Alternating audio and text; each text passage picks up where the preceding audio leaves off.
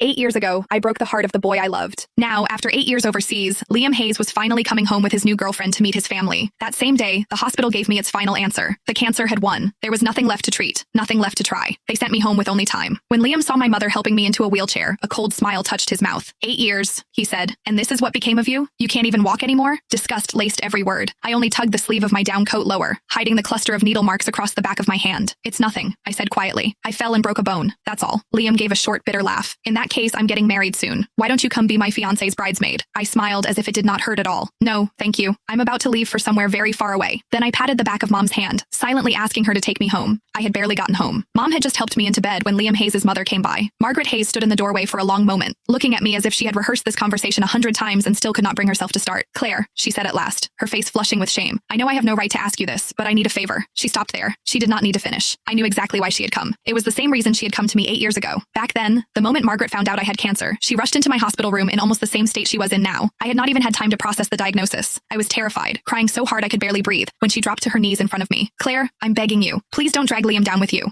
He's just been accepted into a program overseas. If he finds out you have cancer, he'll never agree to leave. You and Liam have known each other your whole lives. You've loved each other for so many years. So please, for my sake, let him go. Break up with him. I've arranged everything. I found a boy to help. All you have to do is pretend to kiss him downstairs. Let Liam see it. Make him believe you betrayed him. Then break up with him. That's all. Because of those words, the first thing I did after being diagnosed was not schedule more tests or begin treatment. Instead, I put on the coldest face I could manage, pretended to cheat, forced Liam to hate me, and drove him out of the country without mercy. Sure enough, a second later, Margaret looked at me with guilt in her eyes. Claire, please don't blame me. I had no choice. Liam's girlfriend now was his classmate overseas throughout graduate school and his doctoral program. They're perfect for each other. I really don't want to ruin such a good marriage. You know Liam. He adored you when you were kids. If he finds out the truth about what happened back then, I'm afraid, her voice shook. I'm afraid he'll throw everything away again. So could you stay away from him for a while? You don't have much time left anyway, do you? In your condition, you shouldn't be going out, don't you think? The moment Margaret said those words, my mother grabbed a pack of adult diapers from beside the bed and slammed it down so hard the mattress shook. Seeing that she was about to lose her temper, I quickly tugged at her sleeve and softened my voice. Mom, please. It took several seconds before she managed to hold herself back. Only then did I look back at Margaret. I can promise I won't tell Liam what happened 8 years ago, I said calmly, but I can't promise I won't see him. No, I could not promise that. Because during all 8 years of surgeries, chemo, and hospital ceilings, there had never been a day when I stopped missing Liam. When chemotherapy became too much to bear, I would clutch the old photo of Liam and me until my fingers cramped. Some nights, that picture was the only thing that kept me from giving up. I went through more surgeries than I could count. Some minor, some so dangerous Mom signed the consent forms with shaking hands. More than once, I was rushed into the ICU and almost did not wake up again. Every time Mom stood beside my bed and shouted herself hoarse, Claire, have you forgotten? You said you were going to survive. You said you'd get better, go overseas and explain everything to Liam yourself. You promised me. When you were well enough, you said you'd let me take you to find him. If you die now, you'll never see him again. It was my mother's voice calling Liam's name again and again that pulled me back from the edge more times than I could count. In the end, I still lost.